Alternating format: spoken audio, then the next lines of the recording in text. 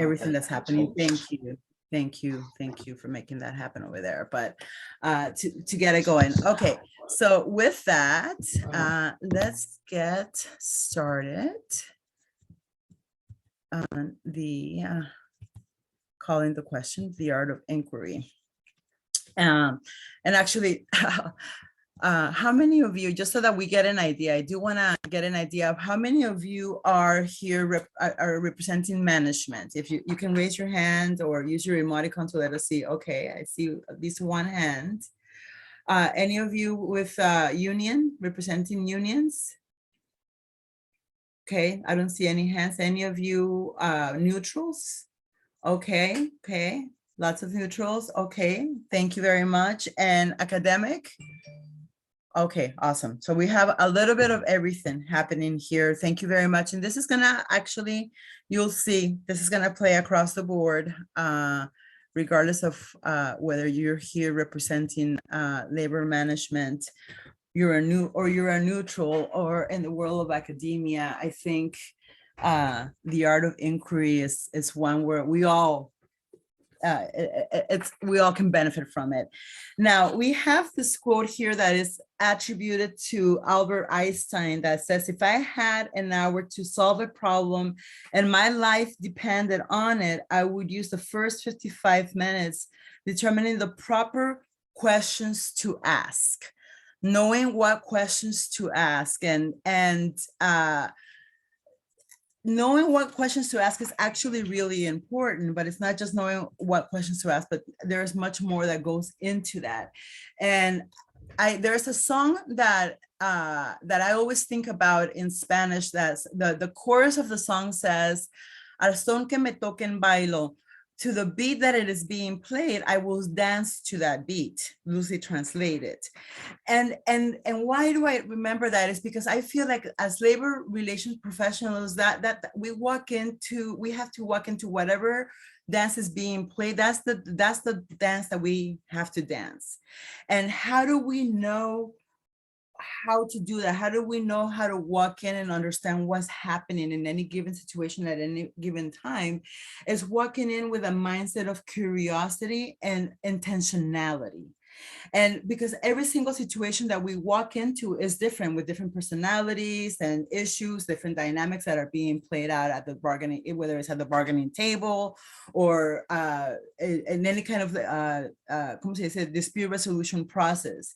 And that means that any intervention that we have to do first has to start with us understanding and figuring out what is happening, what we're walking into, and analyzing in the context, the goals, the needs, and the dynamics of the particular group and what's happening in there. And then once we have that information, then we can start thinking very intentionally about what kind of process would be useful and what kind of questions we could use to guide the process in support of creating dialogue and understanding and finding the commonalities and making sure that there is an actual meeting of the minds.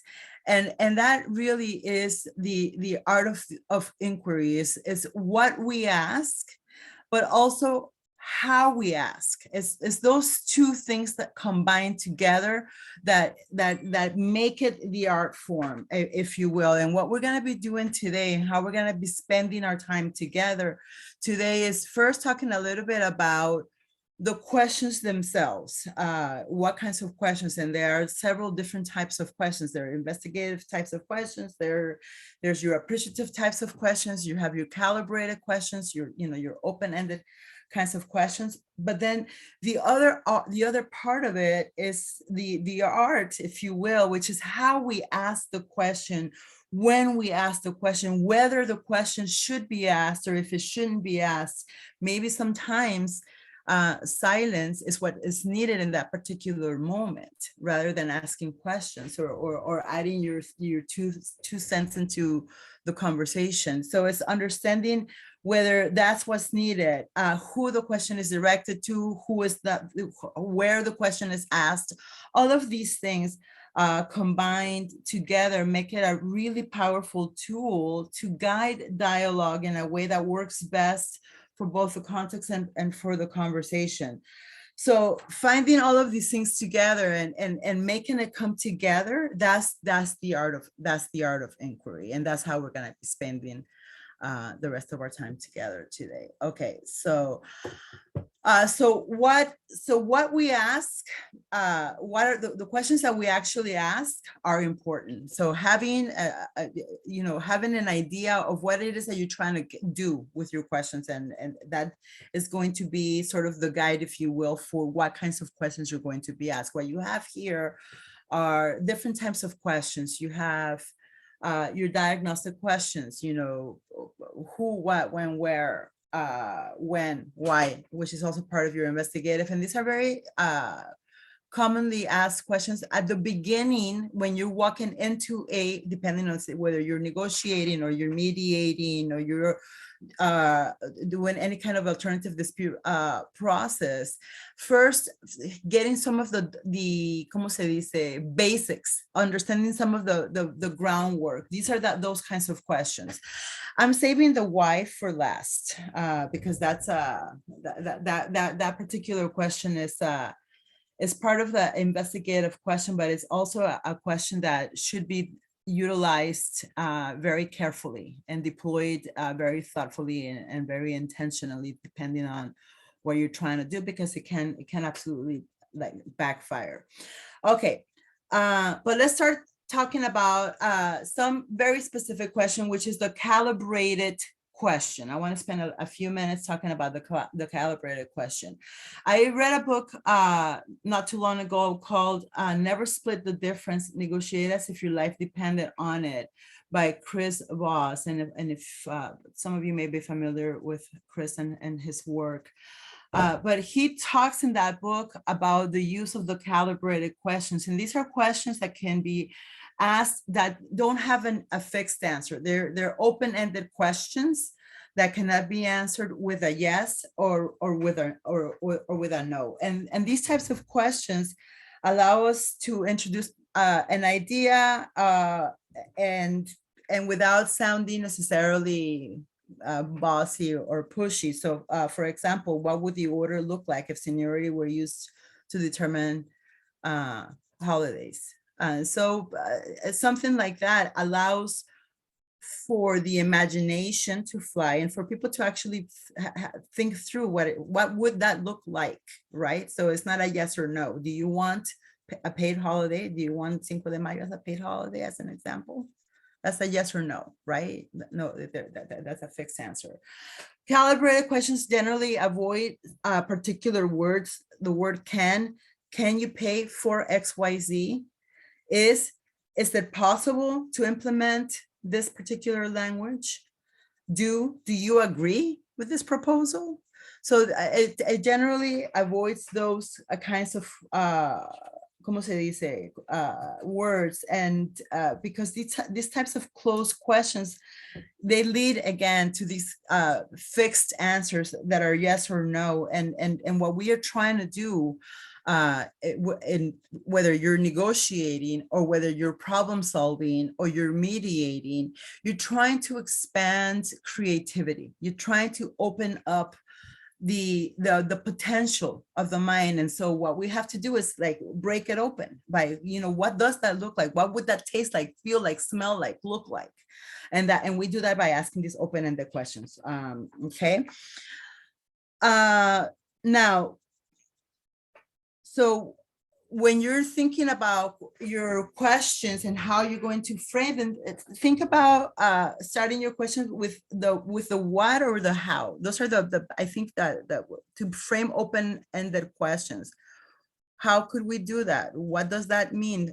Help me understand. It's actually not a question, but it actually goes a really long way in having folks explain more. Tell me more about that. What about this is important to you?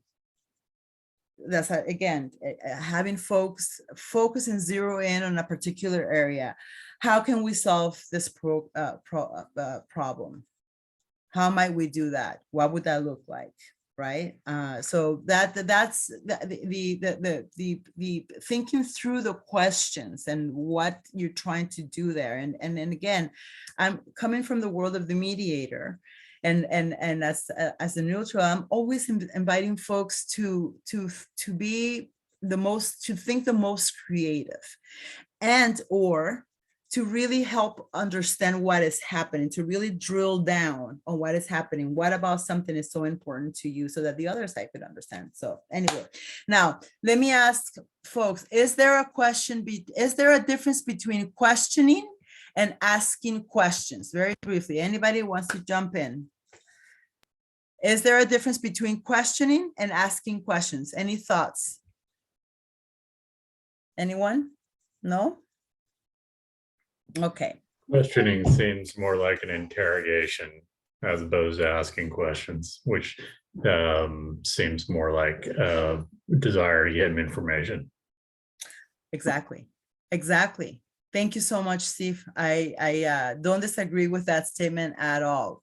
I think when I have a questioning attitude, I'm really when I'm questioning you, I don't believe you. I'm coming from a place of disbelief. I've already sort of made up my mind about what you're saying, and I'm trying to. It's kind of I get you. But when I'm really asking questions, when I'm being curious, that comes from a different place. When I'm interested, when I'm really interested in trying to understand what's happening, and or what you're saying, or why that means so much to you, or wanting to learn something, it feels different and it tastes different. And I think the difference really is in one of approach and the intentionality behind the questions. And this is somewhat tied into how communication works, right? And because it's all tied in together at the end of the day, your tone of voice and your body and all of these pieces. But then again, what is the intention behind the question? And if it's one of curiosity, and one where you're seeking to truly understand, where you're suspending judgment and you're coming in with a curious mind, it is going to feel different to the person that is on the receiving end of those questions. Okay. So when you're the investigator type of questions, we already talked about it: the who, the what, the when, the where, the how, tell me the facts, just the facts, right? Those are the types of questions that are more investigative type. But if you want to really get behind what's happening in any given situation, you got to get more into those appreciative or those calibrated questions that are digging behind what the potential issue may be. Okay. Now, I am saving the best for last in terms of the why, because I referenced earlier that we have the why, which is it's an important question, but it's a question that needs to be thought through before deploying it. And the reason that I say that is the following: because when you ask somebody why, immediately people are going to want to defend whatever it is that you are asking about. They're going to want to defend their position. They're going to want to defend their statement. They're going to want to defend whatever it is that is the subject matter at hand, right? Versus really trying to understand what is the rationale that is leading the person to make that decision. There's a difference between those two things, right? So help me understand how you came to that conclusion might serve you better at times than the why. But why? Because people, again, there's gonna be that sort of como se dice, animal response, and it goes into your lizard brain, and I'm gonna defend my position, defend what I have here. Now, there are times and places when I absolutely think that you should be saying, but why? Why? Because people should, like, they need to hear themselves justify why they're taking that position or what they're doing, right? So it really does matter, and it depends on how you're using it, in what context, and what kind of process you're engaged in. If you are negotiating, it may be if you've been negotiating very hard and you have been trying to meet the other party's needs, and this is your third iteration of a proposal, and they're still rejecting it, or they're not, you're not getting into that meeting of the minds. It may be that you say, but why? What's going on here? If it's the first time around, maybe help me understand what gives you pause around this proposal might be better served than that. So it depends. Timing is everything with questions and how you ask them. So what are some alternatives to why? Well, help me understand more about XYZ. Tell me more about how you got to this decision. What information do you have that I may not have? These are open-ended questions that are inviting much more information, and are going to give you a better insight as to what may be happening behind the person and what's happening with them. Okay, moving on. Appreciative questions is a whole different set of questions that are inviting folks to focus in on a time when either things were going well, and say, and bringing them to that place. So when you and your teammates were working well together, tell me more about what was happening during that time. What made that working relationship such a good relationship? So you're bringing them back to that space where they were functioning in a way that they thought was proper or that they liked, and asking them for specific information to say, well, we were meeting more regularly, or we were having, Fridays, it was, como se dice, everybody bring a potluck lunch, whatever the situation may have been. You're inviting folks to come back to focus in on not the negative, not the bad, but focus in on the good, or in a place or time where they were at, or where things were going well. So tell me more about what your role was when you were in that situation where the meetings were running well, or when you and your colleagues were working appropriately, or when you and your partner across the table were able to get to deals easier. What was happening? So you're bringing folks back to that space and that time. Those are appreciative questions, and there's a whole thing around appreciative questions.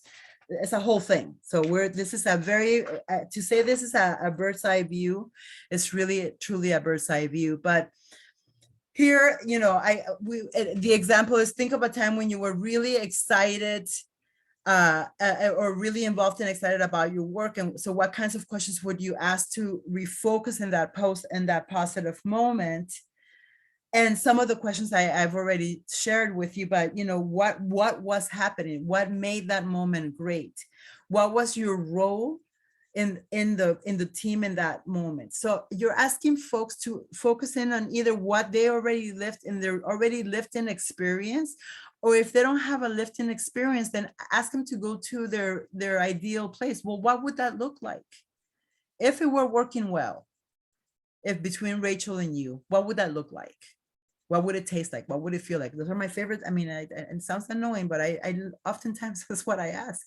What would that look like? What would it taste like? What would it feel like? You're asking folks to be as descriptive as possible, because that is creating the vision of that future and how we move towards that future. All right, I think I've talked way too much. I'm gonna cede the word to my esteemed colleague, Rachel. Thank you, everybody. Okay, so Ligia and I are close colleagues, and we work together all the time. And with that in mind, I'm going to start a little bit of a rivalry here. Sorry, Ligia.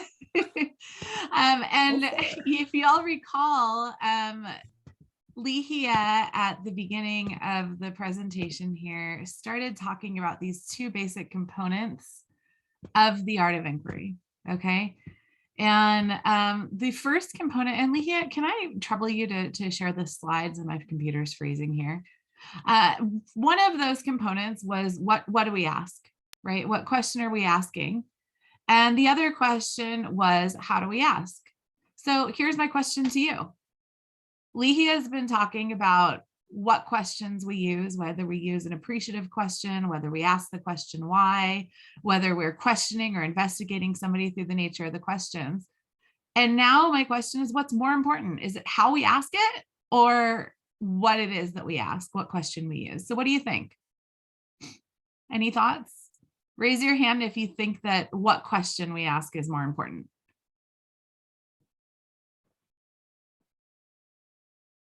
Okay, raise your hand if you think that how you ask the question is more important. Okay, I see a depends in the chat. Anybody care to chime in and comment on their rationale? I feel like it depends on the circumstances, the environment, the emotions that are in the room. There's way too many factors. What your goal is, are you trying to unify? There's just too many components to consider. Got it. There's so much happening behind the scenes that the words matter, but sometimes there's more to the picture that we have to think about. Like, if am I going to even ask that question at all, depending on the emotions in the room? Is this going to be productive to the process, right? Arthur, what do you think? I don't think the concepts are diametrically opposed. I think they're synergistically and organically connected.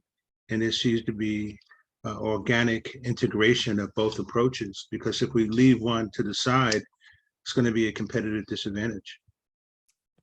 Okay. I love it. So we have to take both into account. And as Ligia was saying, that's exactly true, right? What we ask and how we ask go hand in hand. When we're dancing to that song that's playing, right? We have to keep both in mind at all times, how we're going to use the question and what question we're going to use. Because whether we are an advocate, whether we are neutrals facilitating a process, or a participant in a process, right? What's the ideal? The ideal is that I'm very intentional with what I'm doing. I'm thoughtful about what I'm saying, and I'm thinking about, is this next question that I'm going to ask going to help the process or hurt it? Is this next question that I'm going to ask generate momentum or move this conversation in a productive direction or not? And those are the types of intentional kind of behind the scenes thoughts that are happening in our head when we're using questions. A lot of what we're talking about, it sounds basic, here's an investigative question, but it's the intentionality, right, behind the use of the questions that turns it into an art. Okay, and so that's what we want to talk about here a little bit. So there are various aspects to how we ask a question. And just to name a few, there's, kind of the way that we're asking it, that type of how, right? There's whether we ask the question at all. There's the timing of the question. When am I going to ask it? Where might I ask it? Do I do it in front of people? Do I do it in private? And who do I ask it to? And kind of the fun part of thinking about the use of inquiry, the use of questions is really kind of taking into account what's the context that I'm walking into and what manner and approach to asking a questions is going to best serve the people in this room or in this dialogue. Okay, so what I want to do for the next handful of minutes here is spend some time delving into each of these considerations. So we've already decided that how we ask the question is just as important as what you ask. And so first of all, there is a professor, Morabian, who did an analysis during times of conflict. And Morabian found that when somebody is in a moment of conflict, in a conversation, in a time of conflict, they're taking a lot more from that conversation, from the tone of voice and the body language, than they do from the actual words are used. Okay, now, full disclosure, there are some disputes, people have all sorts of opinions, but I do want to just plant that seed and think about it. When we think back on moments where there's been a fight or a tense moment or somebody is stressed out, what do people notice? Right? If I feel like I'm being accused of something, or I don't trust the other person that's sitting there with me, what am I going to notice? I might, if somebody asks me that question, why, in that moment, with that certain tone of voice, say, shoot, that person doesn't believe me. They're interrogating me, right? They've already judged and decided that they disagree with me, right? So what tone I use, how I ask it can make a huge impact on whether the receiving person, the person who's hearing that question, is feeling like they're a partner in the dialogue, or being put into or taken out of a mindset of having a constructive conversation, right? So the voice and the wording, that how we ask a question, can be incredibly powerful in impacting the quality and the success of a conversation. How we phrase the question matters, right? Think about somebody who just purchased a car or made a bid decision, right?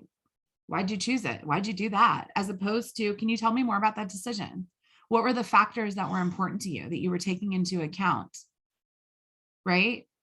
One might come across in a moment of tension as an interrogation. The other one might open up a dialogue and really help everybody understand kind of the nature of the issues and what's going on and what really is happening underneath the surface. And sometimes during difficult conversations, that the art of being able to kind of draw out what's underneath the surface is what opens up a door to finding solutions, right? Those building blocks towards an agreement. The wrong tone, the wrong choice of words, it can be a missed opportunity, right? It can cut short a conversation. And then you find yourself kind of digging yourself back out from out of this hole before things can resume and progress. So another component of the how, whether I ask that question, do I even ask this question at all? And so if I'm facilitating a process, so I'm an outside neutral, I'm a mediator now, right? And if I'm facilitating a process for other people, I have to remind myself, okay, the questions aren't for me. They're for the people that are participating in the process, the people that are trying to reach an agreement. It doesn't matter what Rachel is curious about. I'm a geek, right? I can sit there with an Excel spreadsheet all day, analyze operations, want to understand every single industry I step into. And I'm genuinely curious. Ligia knows this about me and teases me about it all the time. But my curiosity isn't what matters. It's what do the people in the room need to know and what matters to them. And why do I say that, right? I don't have to be the subject matter expert in every single conversation that I walk into. Not everybody in the room in any conversation has to be the subject matter of an expert. We're kind of swooping in oftentimes into discussions where the people are participating know more. They're more familiar with their relationships, their history, the baggage, the operations, the details of how things function in a workplace than I am. And I respect that. I have a huge amount of respect for that, right? In my role. If I were to pause their conversation when there's true dialogue and relationship building happening and start asking a question for me, not the most productive thing, right? If I start, when people are starting to focus on reaching an agreement and talking creatively, like Ligia was talking about, they're thinking appreciatively, how can we do this? What works well? What's been good? And I pause and I ask a question like, oh gosh, tell me more about the details about what happened yesterday. Or how does this work in this manufacturing plant, right? What am I doing? I'm bringing people back into the weeds and distracting them from a productive conversation. Or I might be actually, turning the conversation in a bad way, souring the conversation by reminding them of a bad moment and reminding people about the conflict that they're trying to step out of and look above to problem solve, right? So whether I ask the question, maybe it's better for me to stay out of the way and keep quiet and not ask a question in a specific moment, right? Or maybe it's better for me to think about when that question is appropriate, okay? So with that said,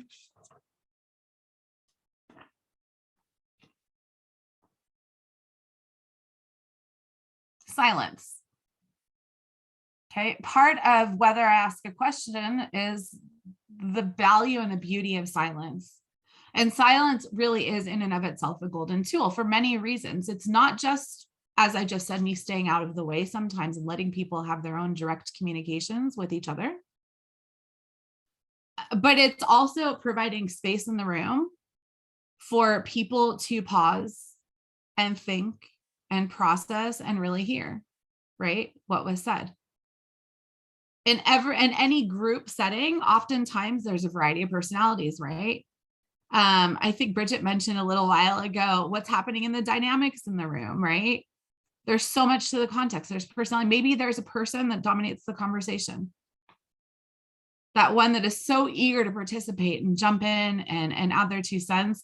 And they're used to being kind of the ones that drive a conversation. And if that happens, if we don't allow a little bit of science, then maybe others don't ever speak up. And oftentimes it's that one person hiding in the corner, the quiet one who has been observing and taking it all in and thinking about the real ideas and really kind of listening while everybody else is talking and fighting.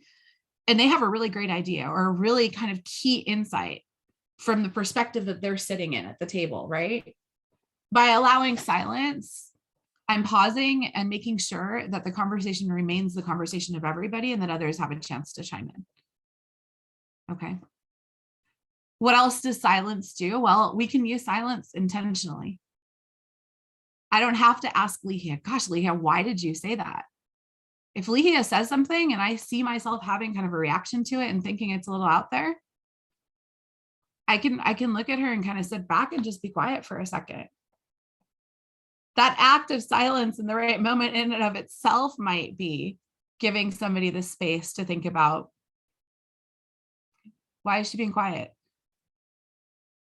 You know, why is she doing that? Why aren't you saying anything? It might get somebody to actually pause and think about what they just said and think about whether it made sense. So silence is an incredible tool, and knowing when to use silence and how to use silence as part of asking questions can be incredibly beneficial. So continuing along this conversation of whether to ask a question, we always go back to the intentionality of whether it's going to help a process or not. Okay.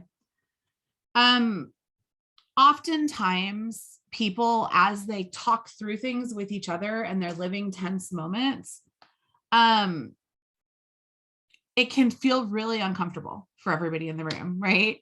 We want to chime in. We want to help. It's uncomfortable to see people screaming. It's uncomfortable sometimes to see that escalation or the emotions rising. And those of us that have kind of this nurturing instinct want to interrupt and keep the process productive and not let any tension in a room. And it's in those moments that it's sometimes not a bad idea to kind of pause and challenge. I do this to myself all the time, like challenge myself to think about, should I say anything? Should I ask something and try to interrupt or not? And here's why. So there are some types of facilitation and mediation. They're called transformative. And I'm not going to get it. We'd be here all day if we started going down each of these paths. So I'm just going to limit this to saying that some of the core concepts behind transformative mediation are that as people express themselves during tense and emotional moments, it's kind of empowering in a couple of ways. One is that letting people talk without interrupting allows them to clarify their own thoughts and really kind of zero in and focus in on what matters to them. They as they talk, as they express, they start narrowing in and honing in on their own interests. And that in and of itself is empowering. And it also is empowering in the sense that it allows people to feel heard.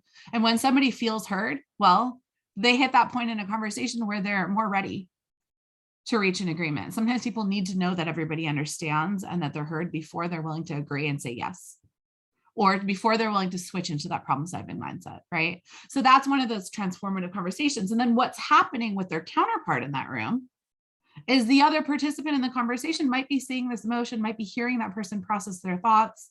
And there can be this moment in the room where there's this recognition shift, where all of a sudden their counterpart notices this person I'm talking to is human, right?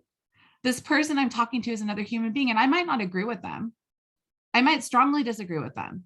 I might still judge them, but they're another person like me. And oftentimes it's that recognition shift that can be really valuable to kind of allow to happen and to listen for in a room, because those are the moments of when we ask a question or when we stay out of it, right? If I start seeing that Kathy and Steve are starting, they've switched from that bad behavior or bad body language, I should say. They started off, they wouldn't look each other in the eyes, their arms were crossed, whatnot, right? And now all of a sudden, yeah, it's a tense moment, but they're starting to talk directly to each other. Should I interrupt with a question? Arguably, no. right? Because they've opened up their own dialogue. They've opened up their own direct conversation with one another. Okay, so staying out of the way, whether to ask a question in that moment, probably not the best time. Okay.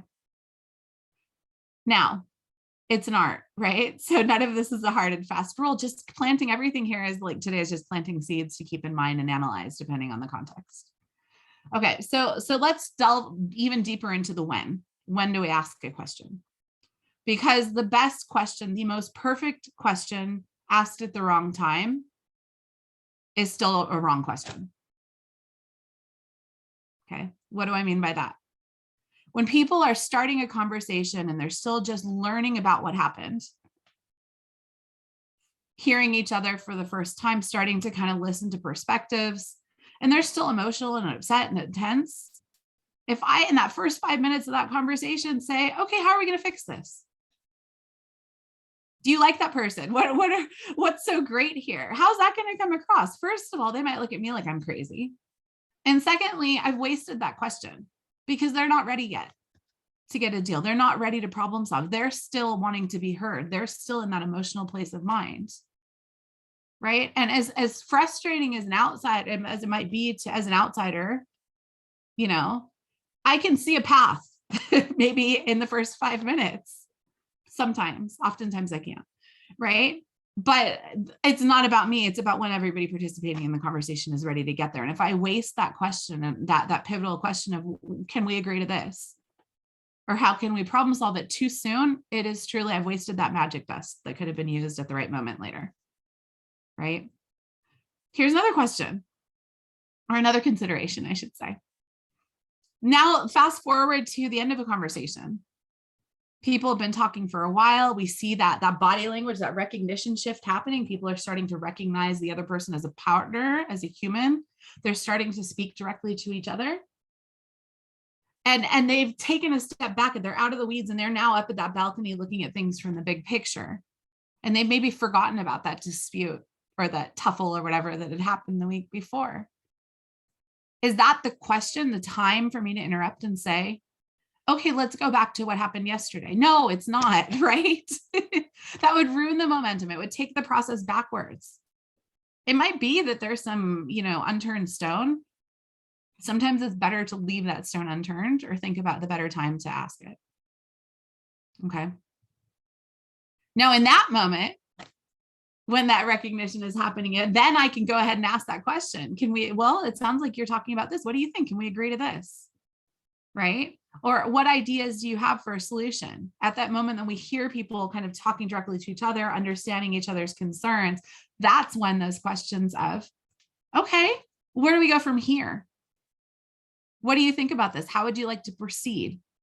That type of question placed at that moment when that shift is happening can be incredibly powerful. And the timing of that question is really kind of what makes it work or not work. Okay. Where do we ask a question? Let me think about this for a second. So I'm just calling on random names that I see. Some people I know, some people I don't. So imagine that Brenda and Annie are in the middle of a conversation, and Brenda's the boss. Okay. And Arthur and Kathy and James and Rita are all sitting there watching that conversation. Am I going to ask Brenda a question that puts her on the spot? Not only across the table from Annie, but in front of all these people? Maybe I think really, really carefully before doing that though, right? Because if I ask somebody a question that could be perceived as an interrogation or asking somebody to kind of cave, for lack of a better word, in front of an audience, probably not going to be as likely to get a productive solution for a couple of reasons. First, people might be more hesitant in front of an audience. Secondly, there might be concerns about saving face. There might be considerations of authority. There might be all sorts of political things happening in the room that I do or do not know about. So one of the first considerations is, where do I ask that question? Is it the right, should I ask a question in a room full of everybody because they need to hear each other? because through that act of listening and that conversation, it's going to open up a dialogue and help people understand. Yes, maybe in those moments I intentionally have people come together and I ask that question in front of everybody because I want everybody to be hearing, to hear the answers, right? And that dialogue should happen with everybody present. But there might be other times where it's more productive to say, wait until we're chatting privately with one person or another before asking that question. Maybe it's because I don't know the answer to the question. If I don't know the answer to the question I'm about to ask, am I going to take that risk and ask it in front of everybody? Or am I going to wait and ask it in a more controlled settings to avoid opening a can of worms? It can matter, right? Asking a question, the wrong question in a full group of people can take a whole process off the rails really quickly if we're not careful. So that's the where consideration. What else are we thinking about? Who do I ask a question to? Part of that dance that we do in any conversation in any group context is reading the room and analyzing and first just pausing and taking it all in. Okay.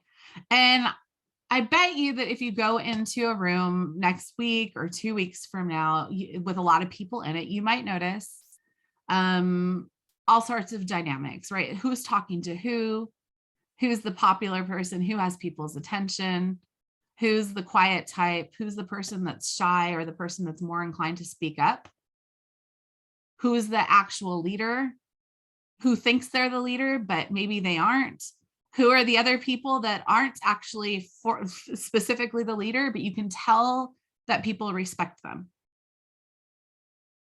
And if we're paying attention to all this body language and all of these dynamics in the room, and we're paying attention to all the value that each of these individuals brings to a table, it can be super cool, right? Because I might notice that one person over here, they might be kind of quiet, but wow, are they an expert at XYZ, right? And this other person sitting over here is so good at answering questions and being able to kind of rationalize and clarify information in a way that everybody in the room can understand, right?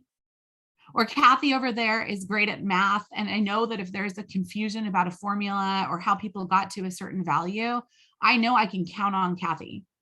Because if I ask Kathy a question about how did you get to that number, she's going to be the perfect person in the room to be able to explain to me clearly for me and for everybody else participating in the conversation in a way that everybody understands.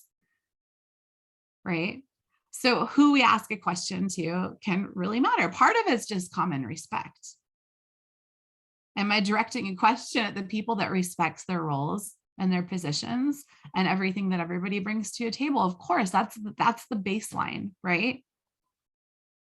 But I'm thinking back to a situation that occurred to me a few years ago where I was in a mediation and collective bargaining negotiations, and there were probably about 35, 40 people in the room, right? A bunch of people at the table, the chief negotiators, some lawyers, a bunch of other people that were observing, and then people representing different departments within this organization on both sides of the table, right?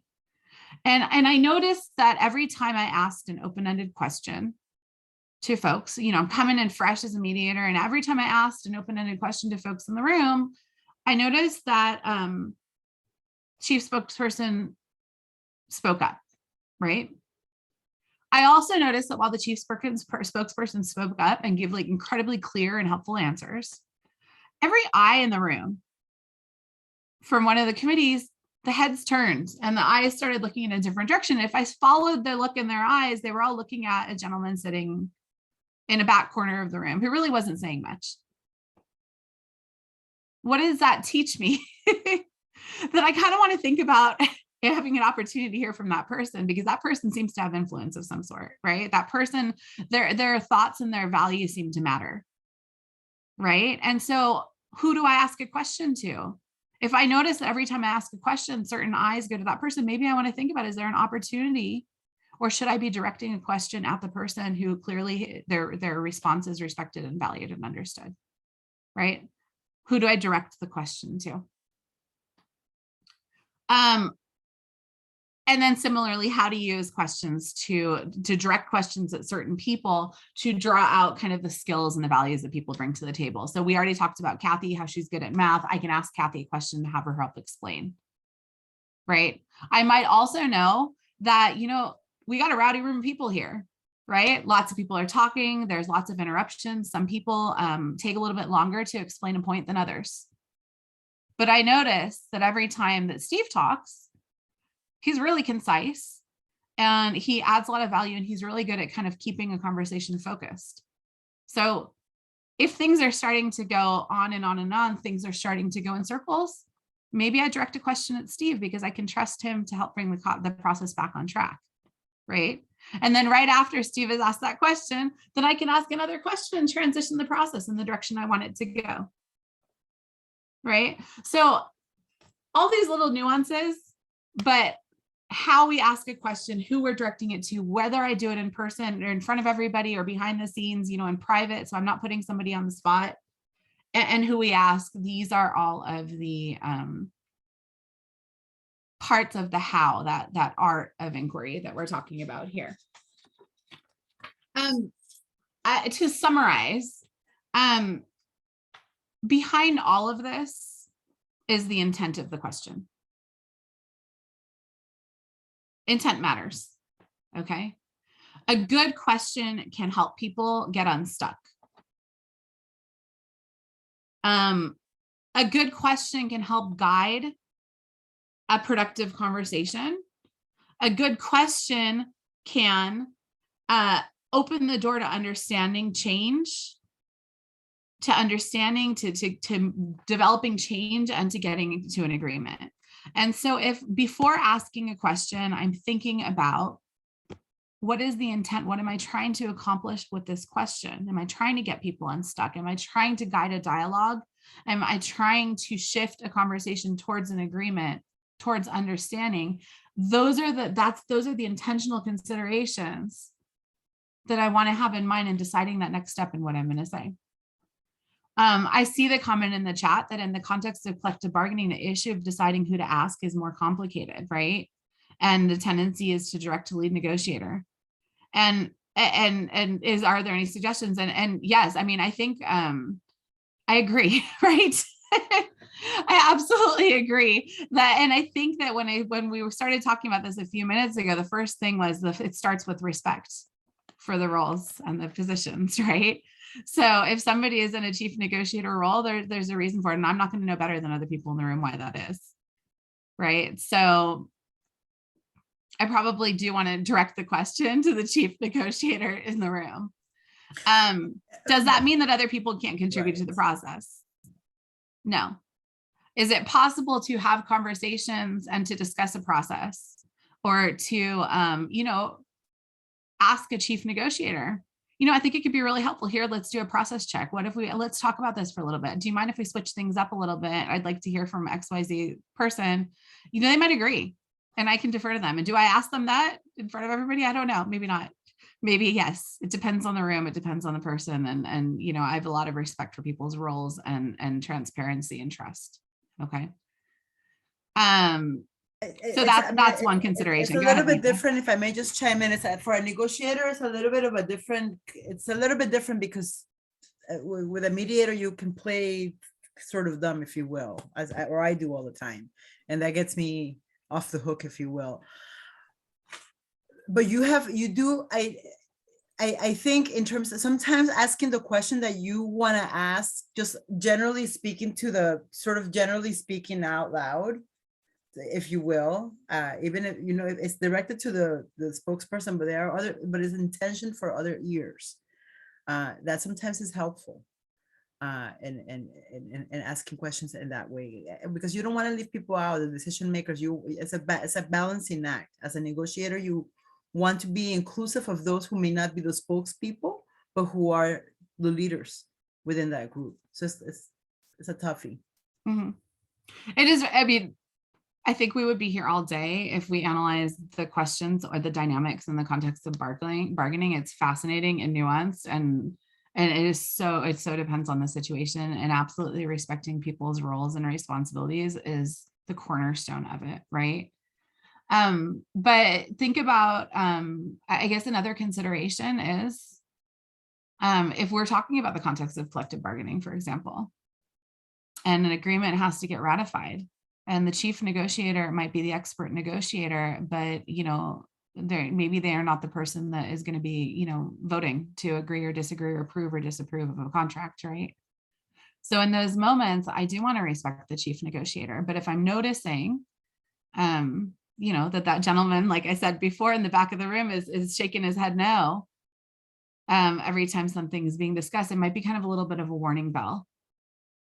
To think about what is the right question to ask. Should I ask a question? Does there need to be more of a separate conversation in one group or the other, to kind of address a red flag? Because it's great to get to an agreement, but the agreement also has to be rolled out and supported.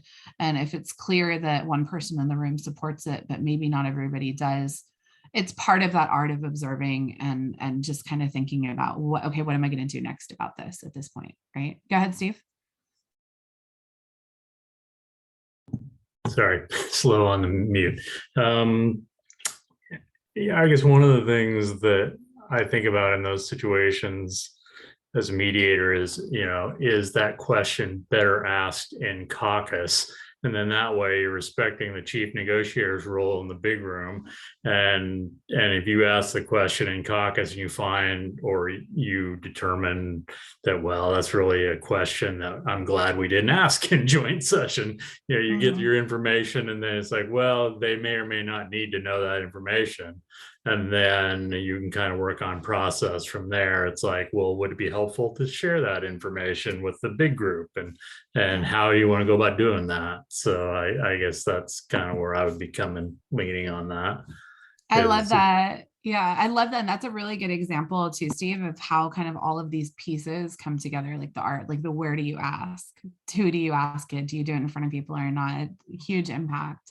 And I would, another consideration in that context might be that I don't know what I don't know, right? It takes a little bit of ego to walk into a room, but it also takes a little bit of knowing when to put the ego aside. And I'm talking about myself. I've got one, okay?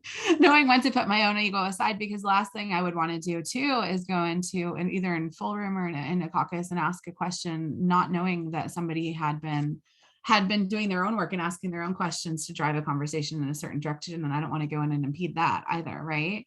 So that's where it's an art form. Like, it's not a science, it's an analysis, it's a body language. And that's why we're watching and being respectful of other people and their process and their dialogues at every given moment, right? I don't want to get between a chief negotiator and members on their committee. I don't want to get between, I don't want to assume I know more than a chief negotiator about what a path to an agreement might be. Bridget, go ahead. I don't want to totally derail the conversation. I do appreciate all of the collective bargaining pieces because I participate in that now, but I have been a mediator and arbitrator for 15 years, and I'm now teaching a group to mediate and negotiate, while I'm performing my own job. But I'm curious to know if you're facing what I'm deeming the COVID factor, and what I say when I say that is I'm seeing inquiry fatigue, I'm seeing empathy fatigue, and those are some of the roots of this, right? I'm seeing it at the table, I'm seeing it amongst the organization with HRBPs, and I have all sorts of tools, right? I've participated in tons of trainings and all that. I'm just at times finding myself not fully equipped to handle these situations, which I'm curious to know if you guys have come across the same, and if you found anything unique that might work. Oh, that is such an interesting question. And I'm not going to pretend to know, every industry trend or, provided, a true answer of it. Is that happening? Is it not happening? But yes, I think that I've certainly, whether it was during the pandemic or before the pandemic, I've certainly feel like I've been in some rooms and in some conversations where there is fatigue, there is high emotion, and turbulence, or kind of like trigger's edge moments, right, happening. And I'm thinking back to a time recently that this happened where I could see in the room that there was incredible fatigue, there was incredible high emotion, and people were incredibly riled up. And honestly, what was going through my mind at that time is it's not always about me.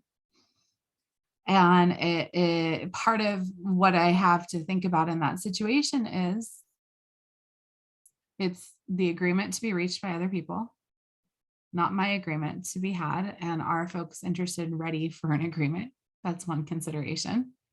And if, again, like I said, if at that moment in the conversation where they're living fatigue and emotional and stress, maybe that's not the moment for me to ask that question for an agreement, right? Maybe I wait a day, maybe I wait a couple hours, maybe I think about what questions can I ask to help people get things off their chest and kind of let it go a little bit so that they are ready for the other types of questions that are going to guide the conversation back in a productive way.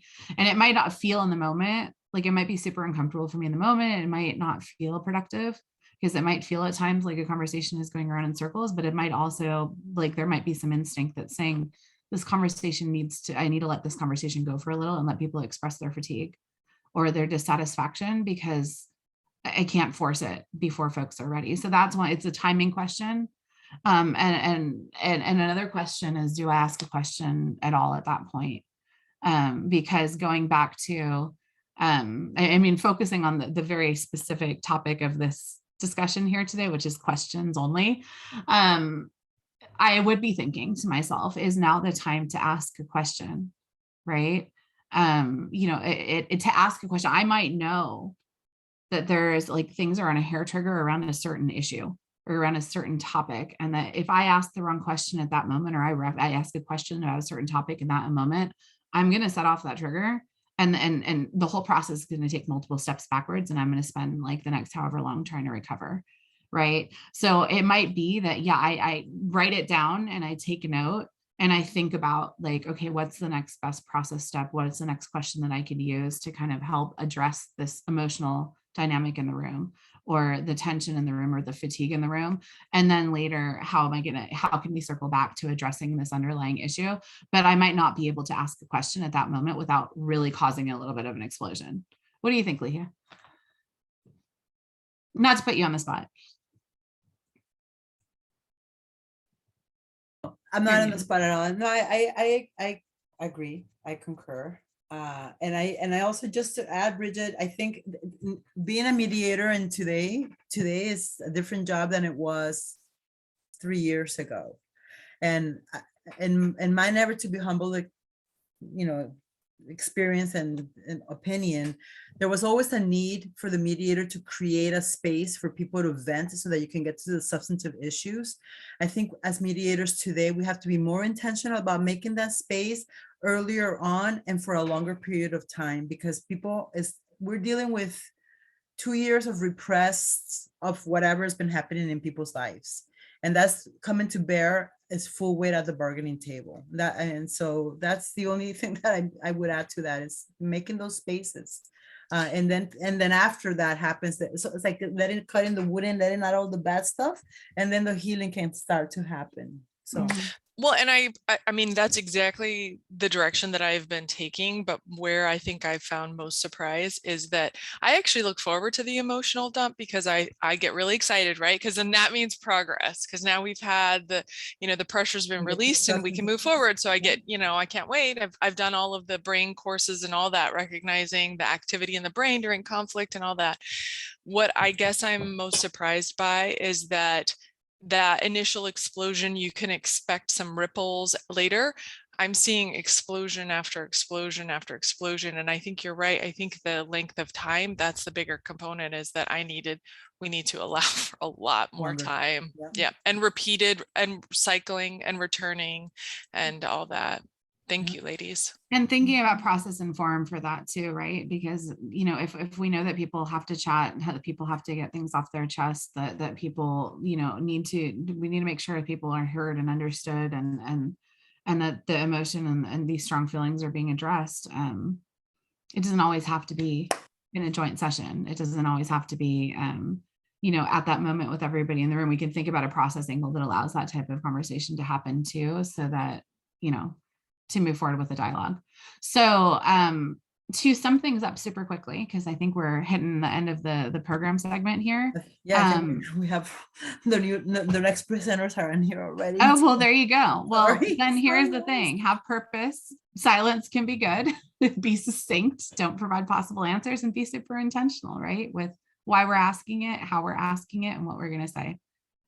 Thank you, Ligia? everybody. Thank you, everybody. Thank you so much for being here. We appreciate you and all of the wonderful conversations and feedback. Thank you. Thanks. Hello, Myla. Hello, Myla. hello, Andrew. Hello to my wonderful colleagues. How are you today? Hello. Good. There we Really go. good.